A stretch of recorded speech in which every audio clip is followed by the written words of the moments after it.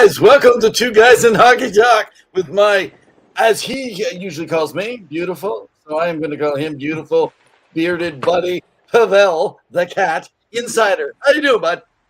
I'm doing wonderful, Evan. How are you? I'm fabulous. It's been another great week of freezing cold weather if you live in the western part of Canada. Hey, we did have a couple warm days there. I appreciated to get a little ice scraped off my back deck. Yeah, I kind of am jealous of Joe, fan of the show, because she lives in Florida, and I'm pretty sure she comes out every day to warm beach, sunny weather, as Gene Principe showed us when the Oilers played there over the weekend. But it's been wonderful. So welcome, everyone. Remember to like, share, subscribe, give us a follow on YouTube, on Facebook, on Twitter. You can find Evan at Revenev. You can find us at Hockey_2. Make sure to like us, give us a comment, share your thoughts. We've had some great episodes. But Evan, before we begin, do you have your beverage? I do have my bevy, man. We're ready to go. I've already drank half of it. Woo! Cheers. So, hey, so we're quite packed. Why don't you now, just in mentioning, guys, remember every Wednesday night, all the streams that were mentioned. Also, you can follow our Sports Empire Network of podcasts that go on with our partnership over there. We thank them for helping us use this platform that exists here today. So make sure to give them a mention and a follow also at the same time for all your other sports needs.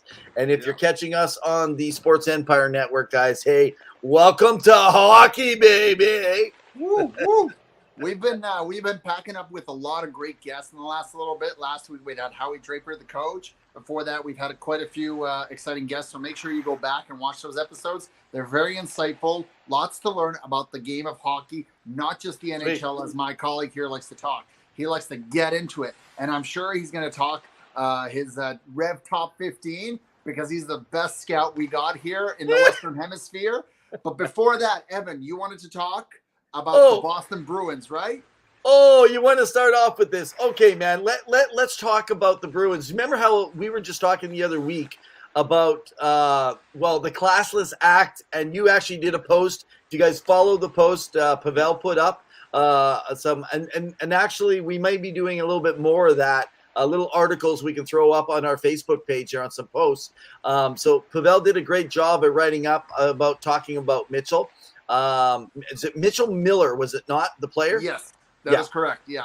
And I got into some arguments with people about, the situation, but here's what I'm going to say, because we may not be the fastest to get the news out. We're not, the Elliot Friedmans and the Jeff Merricks where we get out. No, we got a job. We take a little bit of time, but this story was so quick and involving. So much information had emerged over the past week after the signing had taken place, that there was a lot to follow, that it was hard to just put it into one word. And I'm going to stand by my stance. I'm all for second chances, Evan. This was not an individual that deserved a second chance in the NHL, the best league in the world. But exactly. Hey, so Zilster just kind of piped in here. Hey, Zil, it was a plain stupid of Boston. We absolutely agree. It was the stupidest thing that they could do.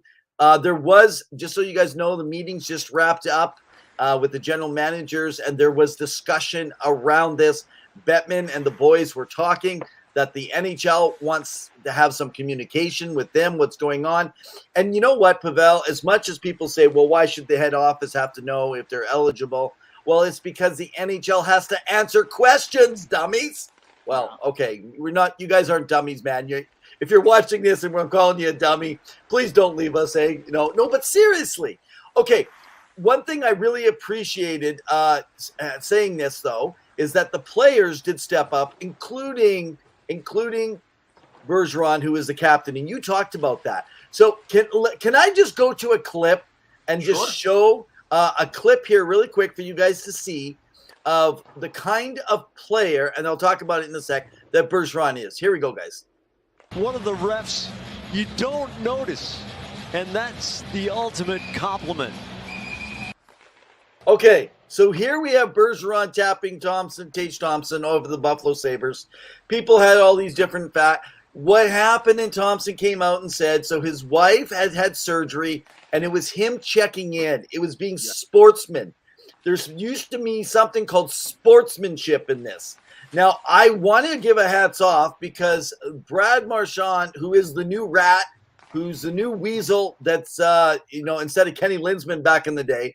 But this is this kind of player. This is the exact opposite of Bergeron, even though that they're teammates. Now, take a look. Now, this is an older clip, but this is the type of player that Bergeron is. Let's talk about this for a sec. Let's take a look. There he is. Smack right in the face. Look at that. Okay, let's take a look at that again. He goes over at the face-off. Boom, right in the face. Okay, hang on. Let's walk one more time. Why the heck is he hitting him in the face? Now, is this okay? Is this sportsmanship? What do you guys think? I don't know. I don't like that, but it's a little cheeky to my taste. But it's no lick, so, Okay. He didn't lick off his chops, as they say. It's smacking the guy at the face-off in the face. Just bump. Now, I know it's a bump, and he didn't hurt him, and blah, blah, blah. What do you think on that? Hey, Kyle, welcome to the show here tonight. How you doing, man? Guys, you got to follow over at Sports Empire. Got to follow Kyle. He's got some podcasts going on. What's up? We're talking about the Bruins, my friend, and we're talking. I'm just going to. So, hey, Kyle, let me just throw this up there again so you can take a look too. What do you think, though, of our buddy here? Take a look. There's Marchand. Boom, right in the face.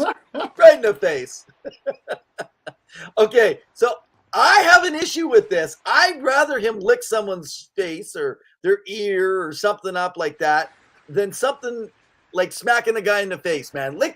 You can lick me up, as long as it's not during COVID. Well, okay. You know what, Evan? I don't know what you're into, but it's not what I'm into, so I don't approve of any of it. Now, players do that all the time. Especially when refs aren't watching, they trash talk. They hit each other, a little light slash here, tap on the stick, tap. So you're saying they smack each other in the face at the face-off center? Sometimes when they're not looking. I mean, when games get chippy and you don't like each other, not every player likes one another. There's players that can't stand one another. Maybe that's a good thing for your team. It gets you going. And for some, it's hard because it's hard to build team chemistry. But I don't know. Okay. I understand. I think Marchand has grown a lot as a player. I mean, he is a Stanley Cup champion. He's really grown as a leader. Yep. He's one of the best elite wingers in the game. Probably top 10. Kyle can let me know. There you go. Marchand likes to go as far up to the line as he can. Sometimes he can go a little over. Exactly. And okay, let's go a little further now. Now, I'm sitting here and complaining about him, but what if I could have him on my team competing with First Stanley Cup? Would I want him on my team? 100%. 100%. For what he brings, for what he can do. Oh, yeah. Do I? Some people had the same argument with Tkachuk and the way he plays, that sometimes they can be a hindrance to their team. Can they not be? They could be, but I'm sure the team inside knows what his role is, whether it's Matthew Tkachuk, Tom Wilson, Brad Marchand. Those players are far and few in between, but they know how to get under people's skin, and they know how to get maybe a penalty drawn. Tkachuk is one of the best players at drawing penalties, right? Marchand, too. He knows how to egg people on. Okay. He knows what's going on. Now, the one thing that I will say about Marchand is that even though he dishes it out, he can take it. And he's gotten into some scraps in the past few years, since he's been in the NHL. But, so he does back it up. If you're one of those players where you start something, and I'm looking at you, Austin Matthews, for that one play recently, and then you kind of skate away, that's not cool, no matter what it is. If you're going to dish it, you got to be ready to take it. And I think that was against Travis Konecny. But James Baskow, who's a big Philly writer, and he knows that group. He can chat more about it. Follow him on Twitter if you want. But yeah, absolutely. So I think if you dish it and you can take it, I love it. I love it in the game, especially in the playoffs, because they let a lot of things go, and that's how you do it. Wow. That's the way it is. Is that what you're saying? Hey, well, exactly. Hey, I want to go back. We were talking about Howie Draper last week. Man, I love that interview. That was so much fun. Seeing it, I mean, this guy, 6 championships, and this guy, I mean, this is his life. He's dedicated. No wonder he's in the Edmonton Sports Hall of Fame as a sports builder. I mean, for developing women's hockey. And I mean, he has no – I think he loves what he's doing so much. We were asking him about, applying to go other places. Why would you seek something out? He makes a career, has a family, and is able to impact into people's lives. And so one thing I know that we talked about and we talked about getting out to a Pandas game.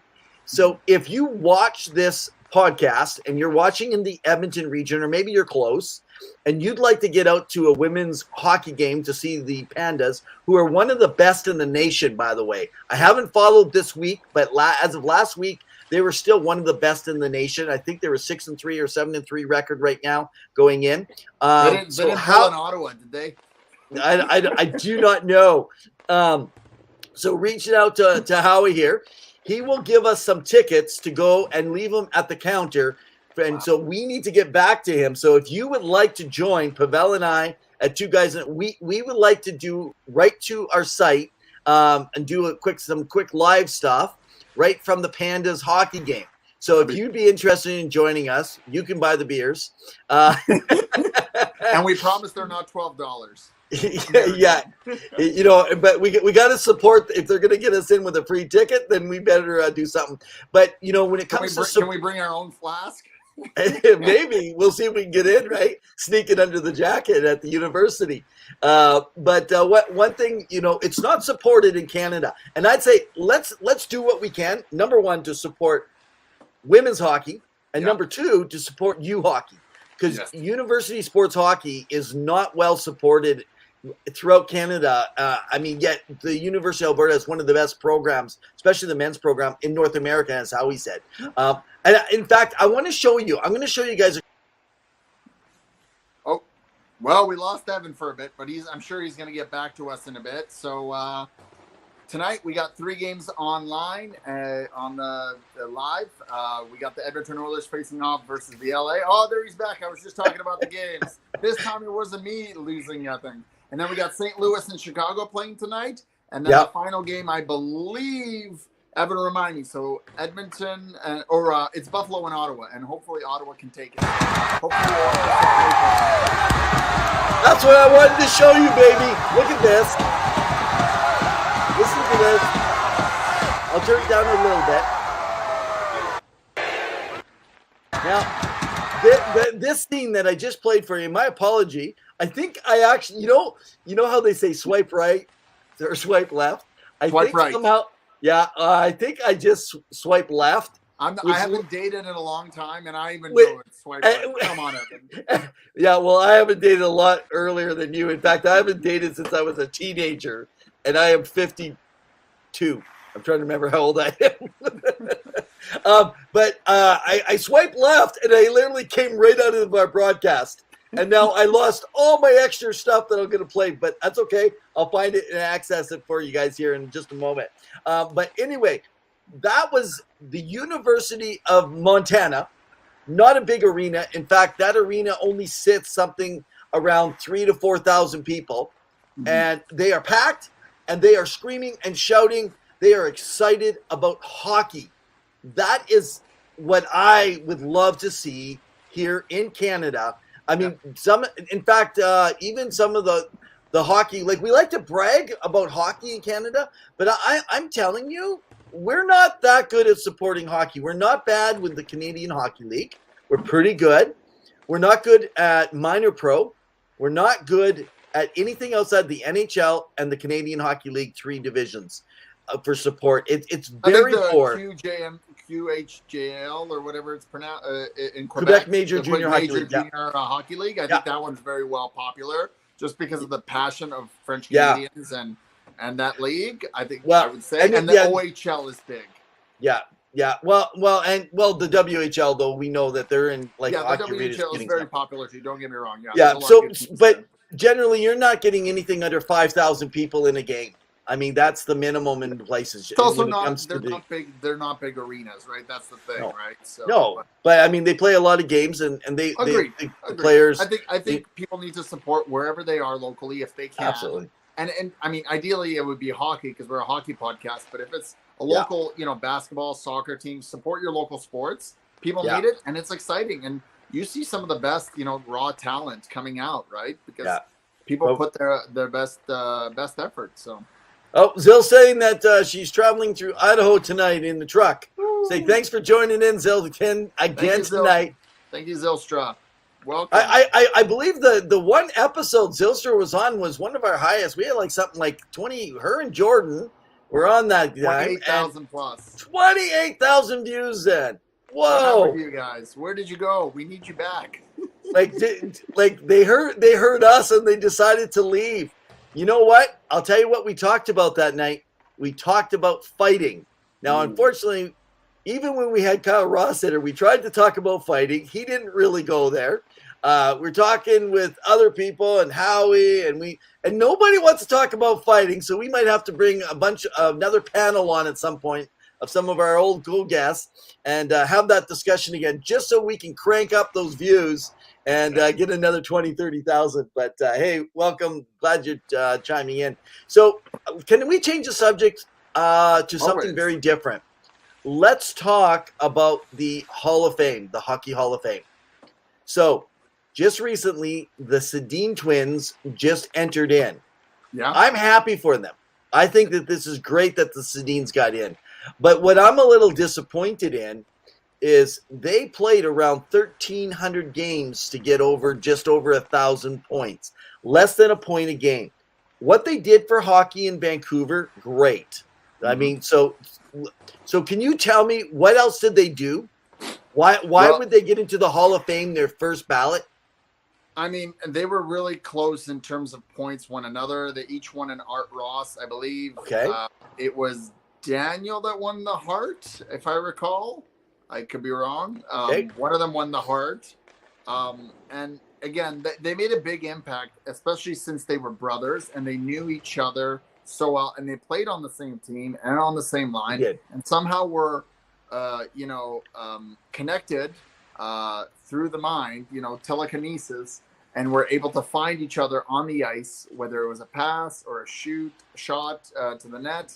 I mean, they were a dynamic group of players. They had strong leadership. They didn't say much, but they were one of the best coming out of Sweden, and who would have known what would have happened in 2011 if Boston didn't get away with some of those calls, and that's questionable, but they could have won the cup, and that would have cemented their legacy. I call him two-leg stack Tim Thomas. Old school hockey, man. That's true. But that whole Boston team was tough, as we were chatting about earlier. They had a system in place and they were going, but it definitely was an interesting thing. But I think they played the game and they added speed, finesse, something that wasn't common back then, and they made the game seem so simple, like passes, tape to tape. I always think of them. That's kind of where I see it start. So now, of course, you got to know, Pavel, I was setting you up on this one. Okay. Now, yeah, they had a great career. First time ballot, I have a problem, and let me tell you why I have a problem. There's somebody that was omitted again, and again, and again, and I feel that this person should be in there, and that is none other than Alexander the Russian McGillney. And I think McGillney should have been in the Hockey Hall of Fame this year. Now, guys, let me tell you why. I want you guys to remember that Alexander McGillney was the first Russian to defect from the Soviet Union hockey. He started the trend of Russians coming over. That alone puts him in the Hockey Hall of Fame. Not to mention his career stats are better than the Sedins. Agreed. He has more than a point per game. He has over 1,000 points in 900 plus games. He was this guy. He came over at 20 years old, right? I mean, and he started his career in his second year. He was already getting more than point. The only thing I'd say about Alexander is that he probably started in a place like Buffalo, where he didn't have enough good support cast around him to really excel early on. But I feel like this was a bit of a political move, because one of the Sedins maybe, but having both just because they're twins, I don't know. Something's fishy. I don't like it. I don't like how the writer that make that choice and put in their ballots would actually keep McGillney off. You guys, correct me out here. If you guys have a different opinion on this, do you think that Alexander McGillney should have been shafted? Because he was shafted. I don't think he should have been shafted, but I think he should be in the Hall of Fame. Agreed. We had an Already. episode we did on this in season 2. You guys can go back and watch that episode on our YouTube page. We had a discussion of players who, had X amount of points. I think it was like X amount of goals, like 500 goals plus, 1,000 points plus. Keith Tkachuk was one of them. And Alexander Berginley was another one. And we did a little panel about whether or not these people should be in the Hall of Fame. Now, there's a limited amount of people that can go in. I agree. But I'm bringing McGillney because we're like a year later, right? And we're talking about first time ballots. First time ballots. Come on. I agree. It definitely is interesting. That being said, they are kings back home in Sweden. They are so loved, and they represent a huge faction of the game from players who are coming. What? No, I was going to say, well, we know McGillney's not loved in the Soviet Union. He defected. I mean, it's hard to gauge who's liked and who's not liked in Russia. But yeah. Zelster says it's too easy to get in. I mean, okay, but McGillney doesn't. But McGillney doesn't think it's too easy to get in. No, Tkachuk doesn't think it's something too easy. In the background. I mean, you hear about players after the game. They may have been the best product on the ice. They performed well. They've been grinded. But they may not have.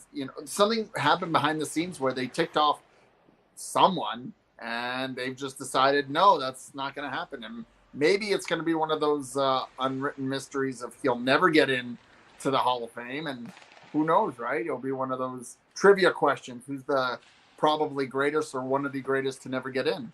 Okay, let's talk about greatest. Let's make a slight shift still to non-players because I want to talk about players who are not talked about enough, and they could be past or present. So you guys think about this.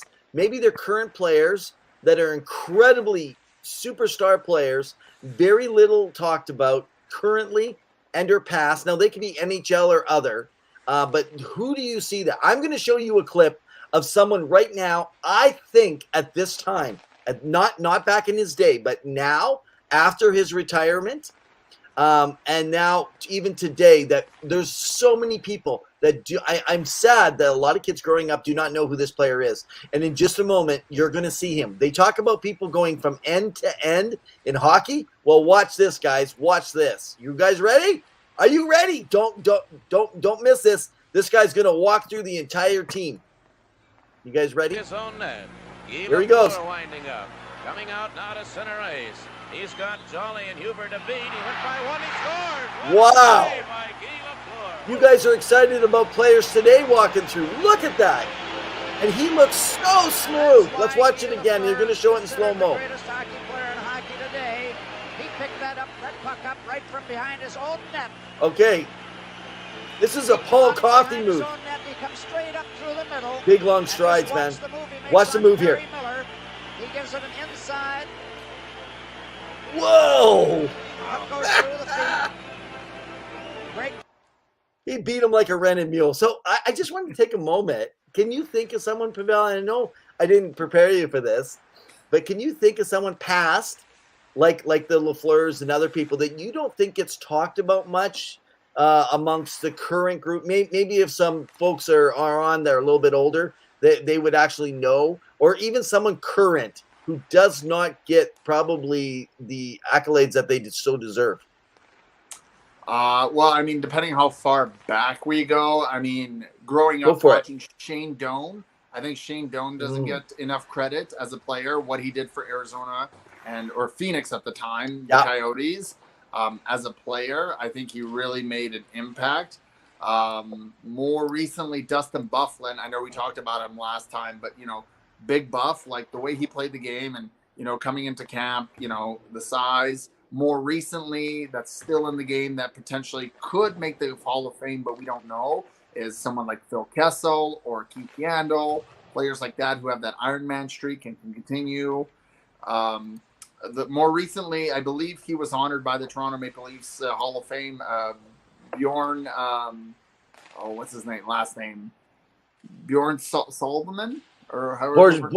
Borje Solomon. Borje Solomon. Like, what he did for the game, for what he did for Swedish players before, Daniel Hendrick. And the beautiful emotional tribute that they did. I mean, he played with his heart out, and he got pummeled by players. If you watch his highlights, we'll have to put some up. Marcel Dion, yeah, that's correct. I think another one that people don't talk about is Curtis Joseph. Curtis Joseph was an elite goaltender, and I think he deserves to be in the Hall of Fame because he took those teams, Edmonton, Toronto, that he played for, and even though he never won a cup, St. Louis too. And Previous, St. Louis too, and the things he did for that team with like sub-average teams, and he made them elite. Yeah. Like he was an excellent goaltender. So those are just some of the ones from the era that I can think of hockey. You know, I can't. Maybe you can correct me. Is Chris Osgood in the Hall of Fame? Ooh, You guys man. can tell us, right? Oh, Another great goalie, right? Like I don't think he is, but you know, another. no. And you know, my cousin he has his autographed Stanley Cup jersey. Everything's in his place. I don't think Lance. I actually think sometimes you do watch, but he's out in Vernon there. He's got his business, and he's got a Chris Osgood, and he's very proud of it. But I debate that too because I think he was a good goalie. I think he was a clutch goalie that actually played on a really, really good team. He's not in the Hall of Fame. So No. But should he be, right? Because he should be. I think he should be. Because the Hockey been out Hall of the game for a while because he's been done for a bit. Well, in the Hockey Hall of Fame, it isn't always about points either, right? We got to get agreed. that. You know, so this is stalwart defenseman. We're talking, and it just seems weird though that, and I think the too easy thing is what bothers me right now. Sedin's, I think, do deserve to be there, but what I don't like is that how fast they put him in. I felt this was more of a political decision, and that's why I felt McGillney got shafted because he's been do. I think he will get in eventually, but I just don't understand why when he changed hockey for Russians to actually play in the NHL, why that would not put him in almost automatically in that category as a great player who did play during that time too. Another one you guys can correct me is Pierre Turgeon in the Hall of Fame. Oh man, yeah. Okay, great guy. Sorry. Okay, yeah, there we go. Put me on the spot, and I did my best. So you did with my non-hockey knowledge. Hey, I just want to bring a point. Let's get over to junior hockey. I want to take a moment and just be able to talk to you guys a little bit here, specifically about my Revs top 15. Now, this is what I see in a career. We mentioned we've covered Bedard, Mishkov, Fantilli. I think last week we talked. Did we talk about Benson? I think last week I did. You talked about Benson last week. I wanted to skip over, and I wanted to move over to someone named Leo Carlson playing over in Sweden, guys. I actually think that this guy is someone that you guys need to. A lot of people have not paid attention. I want you to take a quick look. I can give you a quick look of how this guy moves through. Look at this. Watch this guy move. Here he goes. Look at in and out. Look at him getting through there. Like this is a big kid. This guy is an amazing hockey player, and I think that he's not going to get the credit that this guy deserves right now. He is a great hockey player, and in the case with this fella, you know, he's literally on a rampage right now. When he began this as the Swedish Hockey League season, he's one of the top prospects. He is moving and trending really well. Everyone notices him when he's on the ice. Now, playing with men already, he's got 12 points in 17 games. That's very good. They very seldom get that opportunity, the young guys. But it's not only his point production that's the only reason that he's ready for the NHL. He's driving play to the net, which is going to be meaning teams are going to love that.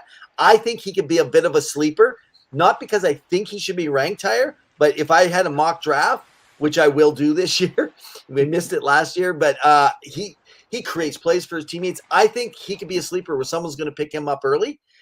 He's just an incredible guy. A couple players that the people have said he's kind of been looked like as like Marcus Naslund, if you guys remember him.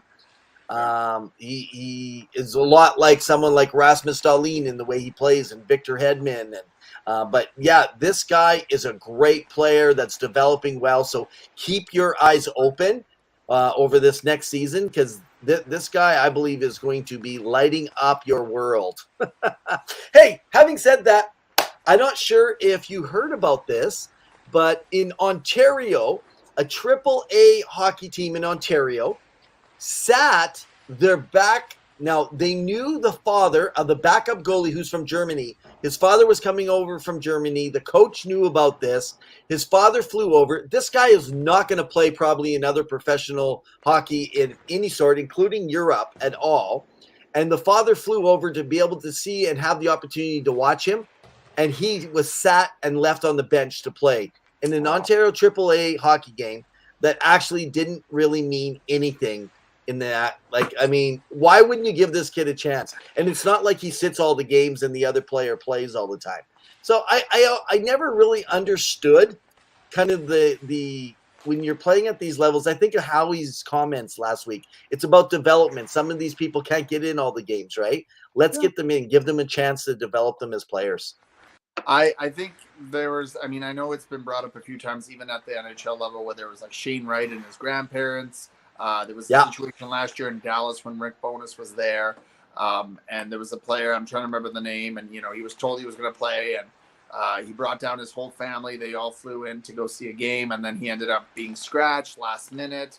Yeah, I'm not a fan of that. Like, I get it that you're at an elite level and you want to play, but you have to let the player know if they're going to play or not. Now, injury is one thing, but to be like last minute, actually, we're going to scratch you because you don't want to, like, that's a big deal for anybody. And getting to the NHL in itself is a difficult challenge, let alone, you know, playing a good long career, as, you know, some of the people we've mentioned that could potentially make the Hall of Fame. But to have your family visit and you don't even see any ice time, or you see a minute, that to me is a little bit weak. It happened in Edmonton too, I believe. I can't remember who it was. I don't know if it was Broberg or one of the other players, but again, like, let the kid play, right? And again, if you think that they're going to be a liability, or if they make a mistake, that's fair. Oh, it was Lagesson, wasn't it? Lagesson had a family, and then he got benched after a bad goal that was scored on Edmonton, which is fine. But give the kid a chance in the second period. Like, why do you do that, right? Like, this is a big moment for them. They want to celebrate with their family. You know, this was not a plan, but you just brought up a really good point when we're talking about disappointment. The way some coaches coach, and we're going to talk about Edmonton for a moment. They've done this a few times. They did it this year with Dylan Holloway. Immediately, he lets in a bad goal, opening opportunity. Man, you're pulled off, right? It's like you're going to sit. Like, okay, I get you sitting a shift or two. So you said they did it with Lagesson. He made him an error. That happened. Samorukov, early in the season too, when they were doing the early preseason. It's like, whoa, you're pulled off of the ice now, right, during the preseason. It's like, preseason. Like, come on. Yeah, you know, and who else was it? There was another player, Benson. When Benson had made a mistake, I remember early on when he was. It's just like, are you serious? Are you really, like, right now? I'm sure a lot of Oiler fans in Edmonton and around the world, wherever you are, that if you follow the Edmonton Oilers, you're probably a little frustrated with someone in the development when you see them just pulled off immediately, or maybe that game. But the next game you get back up there. But if they make some mistakes, what bothers me is the rope you get when you're a $6-9 million hockey player. You can make like okay, Draisaitl can give up the puck 3 times in the game. Granted, he'll go get a goal or two. Same with McDavid. Nurse can make mistakes, but it's people will complain. But the professionals, the team, it just seems like he still gets that job because they say he's got the experience. But how do you get experience unless you're allowed to make those mistakes? Granted, you go out, you make a mistake, you give up the chance on the goal. You go out again, they give you another chance, and you do it again. Let's pull them down, but let's play them on a lower line. And hey, if it happens a third time, I'm okay. But one mistake should not bench you, man. It should not bench you. And I think coaches got to stop doing that. It's really bad development for confidence. And so much of what we're dealing with is confidence. You know what I think the coaches rarely have the balls to do, pardon my French. Oh, pucks? They barely have the pucks to do. Barely have the pucks to do, is that they will never bench a top-line player, which they should. Sometimes top-line players play like, old-school pucks, as you described on a couple episodes back, pucks. So really, I mean, if Darnell Nurse, who I know is making good coin, and he deserves it for because he got that money, his agent got in for Yeah. him. People can't be upset at that. That's what Ken Sweet. Holland gave him. But really, if he's having a bad shift, put him down for a shift and don't let him play. Same thing with any superstar. If it's Panarin, if it's Jordy or Jamie Benn out in Dallas, if it's Johnny Gaudreau, if he's having a bad back check. Yeah, and that's right. Brad Larson, the coach, is like, no, what are you doing? Bench him for a shift. And just because you're a professional, doesn't mean you don't make mistakes. This is human nature to make mistakes. I don't care how many hundreds of times it's over. And in fact, actually, one of our commenters right now, he's on, by the way, from the Sports Empire Network, Coach Dante. Hey, man, welcome on the show here, listening in to two guys. Appreciate you. Go check him out. He's got some great stuff on his podcast. So, Coach, let you answer us in the comment section. We'll put it up here. Do guys not make mistakes? Should we just bench them, man, and put them off to the side? Or do they need to get a second and third chance? We got to develop these guys. Let them learn. Because I know when I made a mistake, now I didn't play at the level all these guys play. But if I made a mistake, I was hungry to get out there and to get that back, man. And it's crazy how much more hungry you are to not make a mistake the next time. Yeah. And I'm going to throw it out the left field a little bit because I know I watch a lot of basketball, and I know that sometimes games can get out of hand for a team. And if a team is just struggling, and Zylstra says Torts does. Yeah, Torts is a very structured coach, and he really believes that if he's going to bench you, he's going to bench you. He wants the best. He wants you to back check. He definitely has some highlight effort. Yeah, that's what you want. Oh, man, Jamie Vasco. When the game when the game is done, I'll let you finish in a sec. When the game is done or close to the end, or it's the fourth quarter, and one team is blowing out the other one, the coach sends in his rookies. He's getting them practice. He's getting them worked so that they can get a feel for the game, because they may do some good and they're going to get a feel for the game. They're going on. Okay, we got to play defense. Okay, now we got offense. Now we got to block back and forth. What are we doing? What's our system? And you rest your big guys. Now, I get it. Basketball is not the same as hockey, but because they do load management. But really, at the end of the day, you got to play your young guys, and you got to give them an opportunity, right? Absolutely. Well, and I was gonna say when Zill was talking about Torts does, we said this at the beginning of the season, and we've been tweeting back and forth. So one of our regular gifts that have become regular for us starting the season every year has been Jamie Vasco. Sports writer and runs the beat, credentialed writer now for the Flyers Nitty Gritty. You guys got to follow him. Go check him out on Twitter. You can find him on our Twitter feeds and all. But the quotes that are coming out of Torts, let's take a moment, man, and let's talk about this. Flyers, he is deflecting so much attention away from the players. Yeah, he's very smart. I actually think this was a way, and I said it at the beginning of the season, and I still believe it. I believe his hire was about two things. They knew they didn't have the skill. I know Jamie and others are still saying, what the heck? You knew these players probably were not going to be ready. Why did you not bring other players? I think it's because they knew that this is a great draft year. I still believe they're picking in the top 5. I still think they will be top 5, which is going to give them an incredible player. If they pick top 3, they are going to be laughing all the way to the bank in the years ahead, because between Mishkov, Fantilli, and Bedard, one of those guys, it's going to either be generational or a franchise player, I believe. But hey, so saying that, do you not think he has deflected, made Philly talk about guts and grit and toughness and work ethic, and he's really putting that back culture back into the team as they're developing these younger guys. And then I see them letting go of some of these guys and then bringing in the bigger and the better star players once again, which Philly used to go after all the time.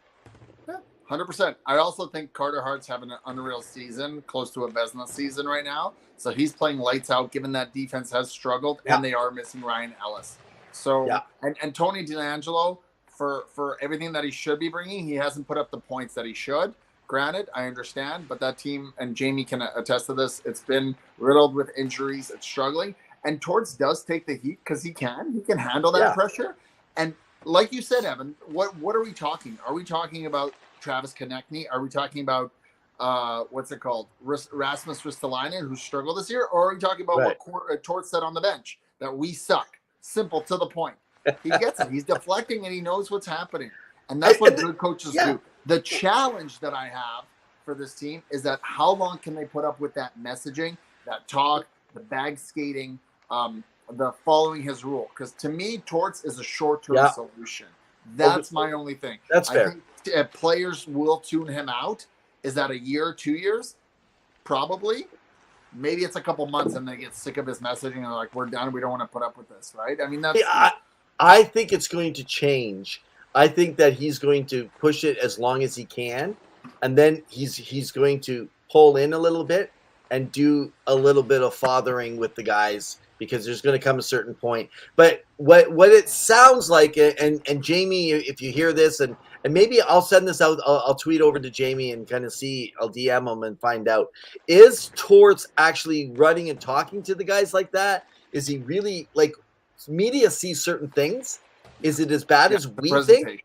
Yeah, the presentation, or is this more show stuff what's going on behind, like, that we see as fans of the game from afar? And these players are pretty happy with him in there, helping build some good structure into their game. I mean, if you take a soundbite of anybody, including us, you're going to make it seem like we're crazy fans and that we don't know what we're talking about. So, or at least me. So I'll attest to that. But I think if you've watched Torts on TV prior to him being hired by the Flyers, just being an analyst as a coach, you know, and what he brought, he was very calm, cool, collected. I didn't always agree with every opinion he had. You know, he wasn't a fan of the Zegras goal, which I didn't like that, because I thought that was a great goal. But again, he was very, methodical, and he knows how to speak. Not every coach has to be screaming and bashing equipment into the ice or against things. People get frustrated. That's understandable. But I think it's how you reflect and get the best out of your players with what you have. You may not everyone is Connor McDavid and Leon Draisaitl and Austin Matthews, but you don't have to be. You just need to be a gritty, hard, and as you alluded to, Evan, it's effort. Yeah. What is that effort? And Howie Draper talked about that. You have to know what you were given, and you have to work with that. Beggars can't be choosers, right? We know that Philadelphia is struggling. We know that they don't have a superstar. They're missing some pieces. And even if they were healthy, would they be competitive? Who knows? Right. But they've brought it every game. I know they had an embarrassing game versus Dallas recently. I think it was on Sunday. They lost 5-1. But again, Dallas came off a 2-game losing streak, so they wanted to bring it. Again, anybody can beat anyone in this league. That's how competitive and strong this league is. There are no bad teams. Now, there are tiers, 100%, but there are no bad NHL teams. Yeah. That's all I'm going to say. So for all those people that like to crack jokes about Arizona, Columbus, Ottawa, they're still elite teams, and their underlying numbers are good. It's just they don't have the cream of the crop. That's all it is. So, hey, having said that right now, can I just throw a shout out right now to you guys in the United States following us here in Canada and the West? So into the States right now, Arizona tonight, guys. Thanks for joining in. You guys are a great crowd, even though we may talk crap about your team sometimes. The truth is, I'm complimenting. No. Tonight we're complimenting, but sometimes we do, and it's really because of we've been always frustrated just with the lack of. This has nothing to do with the players themselves. It has usually to do with the ownership that's always happened down there. I've always hoped for good ownership. But guys, thanks for always checking in here. And when Pavel's talking, they're not a bad team. They do not have a lot of stars like a lot of other teams. That's purposeful while they're working on this new arena, but they'll give you a good effort. You got someone like Dylan Guenther, a great prospect in the working right now this year. Logan Krause, Vamelka has been performing like Lawson Krause. Clayton Keller's having another stellar season after he got Lawson Krause after he got roasted by Sean Avery on Instagram. Man. As an aside, I will say to NHL fans that the vote in Tempe by the city council was 7-0. So they have moved forward with putting the vote at the end of, I believe, April or May for the public to decide if they're open to the idea of having the arena with the whole complex all around totally fair built. on land that is shared by Tempe, not on special reserved land that's outside of the control of the city. And this is totally fair. So it's up to the residents of Tempe now. Yes. For you as voters. Now, if you're outside of that and you're a hockey fan, find somebody in Tempe, get them to vote over if you favor to keep the Coyotes around, because they need that vote. Without this vote, guys, I'm telling you, if you want hockey in Arizona, and I'm going to say I actually do want it to be successful. I do want the new complex. I'd like to see it. If not, you know what? Hockey will still live. So, oh, by the way, I just want to throw a shout out also over to Nevada. Nevada number 2 tonight, guys, coming in here. With all you guys are constant. We're going to come to that in just a minute. We're going to talk to you, Nevada fans. We're going to talk about the Vegas Golden Knights in just a moment to wrap up our show here. But before I do that, I want to show you guys something.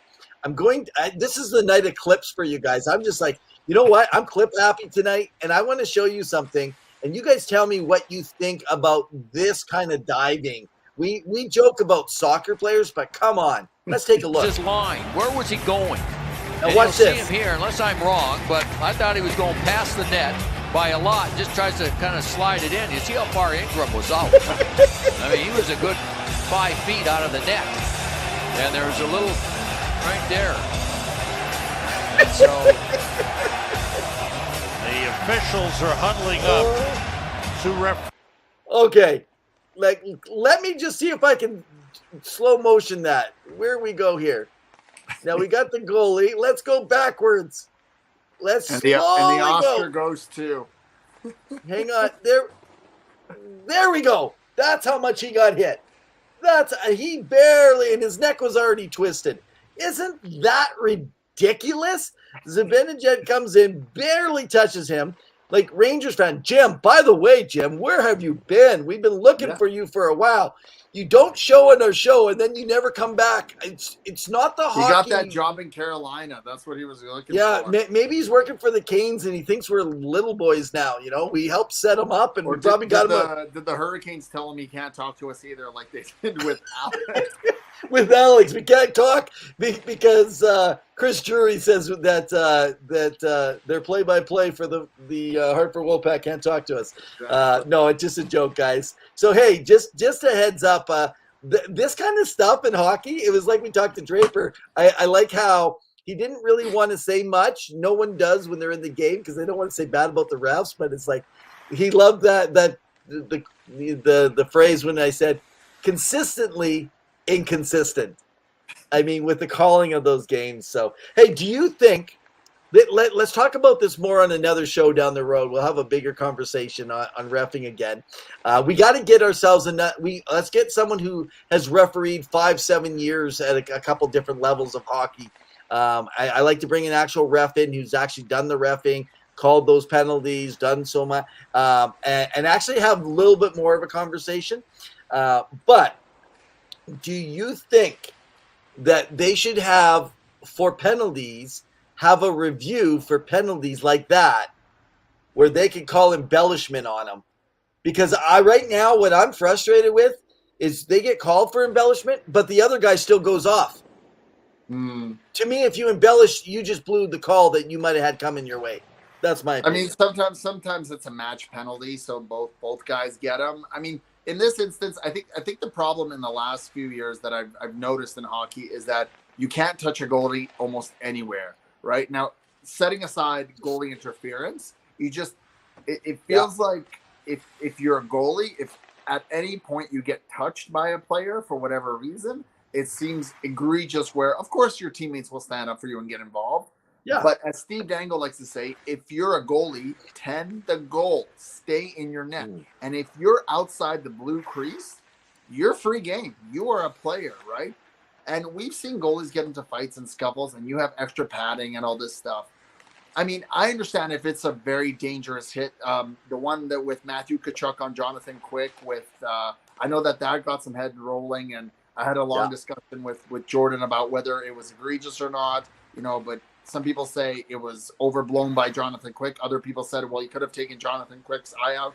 Matthew Tkachuk did get suspended for 2 games. You know. whatever that was in terms, whether you agree or not. I mean, of course, we'll all agree with what the Department of Player Safety chooses.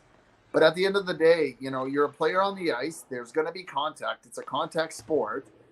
That specific incident, anytime you slow things down, it's tough. On a fast pace, when it's a fast game, definitely it can seem egregious. But I think sometimes I would agree, maybe you do need to review. And sometimes I know that players or refs and linesmen will huddle and make a decision, like if it was a puck over glass, maybe it is needed. But the problem is, how much more are you prolonging and delaying the game? And is that good for the game? Fair, totally. And again, that's a much larger discussion for us to work around. You guys can just listen to Evan say fair, and that he's agreeing with everything I say tonight. Well, I kind of feel like we haven't been arguing too much lately, and I don't know, is this that romance stage? That bromance going on, or what's happening? Phase? Yeah, I don't know, man. Hey, Coach, good to see you, man. Okay, so having said that, let's quickly do a wrap up here with the Vegas Golden Knights. Okay, let's ask, is this a mirage or is this for real? They are 13-4. Right now, they have 26 points in their 17 games, 61 goals for, 61. And so I want you to catch this. Right now, they are tied with Los Angeles for the most goals in the Pacific Division, and they have one less game, and they only have 42 goals against. They have a plus 19 goal differential, plus 19. Dallas has plus 17, and only New Jersey at plus 21 and Boston at plus 30 actually have more. By the way, isn't that crazy? Boston plus 30 difference. Isn't that crazy? I mean, they have been, but they're 14-2 this year. I don't think anyone saw that. But Vegas. So I will say this. The thing with Boston is I didn't expect at the age that Bergeron and David Krejci and that team, and especially missing Marchand for a while, and even Charlie McAvoy, who came back and scored on his first game over. I think, they will drop down to earth, specifically Golden Vegas Knights. Now, Bruce Cassidy is a good coach, and he can get the best out of his players. And I think you say Golden. Did you call them Golden Vegas Knights? Golden Vegas Knights. This is my new thing. So you can agree or disagree. Have another Vegas drink. Golden Knights. Exactly. I think they will drop for a bit because it's a long season. It doesn't stick around. Just like the New Jersey Devils. Are they a playoff team? We can discuss that next time. They've won 10 in a row. So the biggest question that they had with Vegas is goaltending. And I think Logan Thompson has been amazing. Aiden Hill has played well because historically, as people have known, Aiden Hill has been injured throughout his career, especially in Arizona when he played. Yeah. So the fact that he's playing well and being back up, there's now rumors and talks of trading Robin Leonard. That's how crazy it is because you have three goalies. Now, will that happen or not? We'll see. But I don't think it's a mirage. I think Vegas has always been a good team. I think they're just clicking at a good level. And I think they're getting depth scoring from all their lines. Hey, that's absolutely fair. But now, I know, Zill, you just said you think they're a mirage. You didn't like it from the beginning. But as Pavel has mentioned, as many insiders in hockey have mentioned, by the Thanksgiving weekend in the U.S., teams that are in a playoff contention have a really high percent. Was it 80%, 85% chance? Yeah, it's about 80 to 82%. That is phenomenal. And I am telling you right now, even if they fall off at the rate that they're going, it's going to take, even right now, if they fell right off of the face of this planet and lost all their games, it's going to take them a month and a half just to be right on that cut line. It's going to take a month and a half to actually be on just below that cut line. That they are in. I am going to predict right now. I thought they might be on the edge. The Vegas Golden Knights will be for sure a playoff team this coming year, and I'm sure Nevada, who is our number 2 state right now, tonight, following us here, would agree with that, and I'm sure throughout the week because they love to pass and share information down in Vegas. Well, and the big thing is, if everyone recalls from last year, they were plagued by injuries. Their team was decimated, and that is why they struggled by the end. They were still competitive until that last last few games before the end of the season, but that is what got them. Yeah. But you have a healthy Pietrangelo who's still playing very well. You have a healthy Shea Theodore, who's one of the best defensemen in the league. You know, you have Braden McNabb and Nick Roy, who have been phenomenal. And you have good center with Chandler Stevenson and William Karlsson, who have been playing very well. Now, could they put up more points? Certainly. And Mark Stone is one of the best, if not probably top 5 wingers in the NHL. We talked about Marchand. I would say Mark Stone is up there, and he's been performing. And again, that's all you need. You need to play that team system. I watched that game last night against San Jose. I know they lost. And, you know, again, it happens. Best teams lose, right? But they are competitive enough, and they will get there. Well, and this is what I was going to say. 9 players are, like, doing well in their points. So right now, only 2 players are appointed per game. Clay Stevenson, who is shooting well at 18%, and you have Jack Eichel sitting only at 16, which is Jack Eichel at his 16. So all these players, though, their shooting percentages, only Clay Stevenson is above.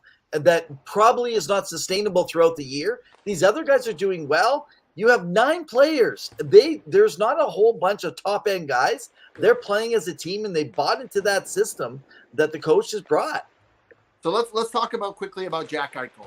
We saw last year he got the surgery, the whole drama behind him, leaving Buffalo, right? All that.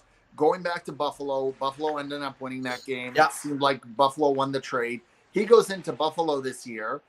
He scores a hat trick against his former team in Buffalo. He chirps the crowd. You got to watch it. It's I love it, right? It's wonderful. He bet on himself and that surgery, and it has paid off. That herniated disc surgery, if you guys recall, it was the first of its kind in the NHL. Never been done before. Was in the UFC. And it was done. It took a bit for him to get going. He had a good offseason. He trained. He got ready. And now he's playing like the top 10 center, like the second round or the number 2 pick in the first round after Connor McDavid in the NHL. And he is an elite center when he is on fire. And Jack Eichel right now is performing. So good on Jack Eichel for making that bet. Good on the Vegas Golden Knights, or Golden Vegas Knights, as I like to say, because they are golden, for allowing him to have that surgery. And he is performing. He is exactly what they wanted. Now, are they juggling with the cap space? Sure. But they will make it work. And he is playing to his potential. And that is why the Vegas Golden Knights, that was one of the big question marks, are where they are. So Exactly. And again, I agree with you. Pavel the Cat Insider, man, thanks so much for tonight for coming on. It's great to see your bearded mug again and again. You do bearded men proud. You do bearded men proud. Thank you. It's no Radko Gudas beard, but I'll take it. And I'm feeling way better. I know last week I apologized to our viewers. I was a little under the weather, but I pushed through. It wasn't COVID, but I really got through. And I do want to give it a shout out to one special person watching from Sao Paulo, Brazil, Gabriela Gal. She knows nothing about hockey. She may be moving to Canada, but I know she's tuning in. So hello, Gabriela. It's good to see you. We chat offline sometimes, and she asks some questions about hockey. So thank you for tuning in. Yes. So we got viewers from Brazil. It is Brazil. beautiful. Oh, man. Well, and tonight we have a few viewers that have come from the Ukraine. So, guys, I don't know if you've got your IP address connected back there. You're out of the country. But, guys, stay safe. Take care of yourself. We appreciate you all. We love hockey worldwide, man. Hockey is one of the most exciting, fascinating, fast, hard-hitting games in the world. And that's why these two guys both enjoy it. Guys, let me go out with a little special here as we come in and we actually show you Guy Lafleur in his prime back in the 70s. Should say it was Huber and Jolly, and he just put the puck through Jolly's feet, stepped around, and then swished it right along. Here we go. I guess it helps if I get there we go. Guy Lafleur winding up. Coming out now to center ice. He's got Jolly and Huber to beat. He went by one. He scores. What a play by Guy Lafleur.